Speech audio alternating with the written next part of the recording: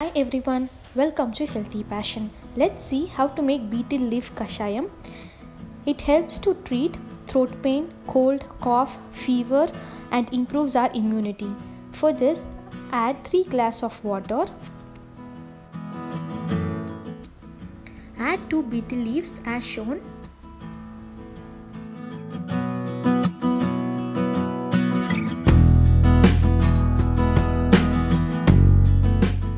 Half teaspoon cumin seeds, 4 cloves, you can break them and add it, a small piece of cinnamon stick, half teaspoon pepper crushed, a small piece of ginger crushed, half teaspoon ajwain seeds. Mix everything well and let it boil. When it starts to boil, reduce the flame and let it boil for around 10 minutes or until it reduces to half. At this stage, you can also add jaggery powder around half teaspoon if required. I am not adding it. Then switch off the flame and cover it and rest it for few minutes.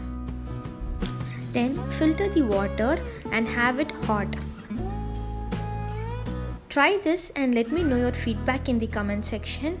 Do not forget to like, share and subscribe to my channel and hit the bell icon. Thank you and have a nice day from Healthy Passion.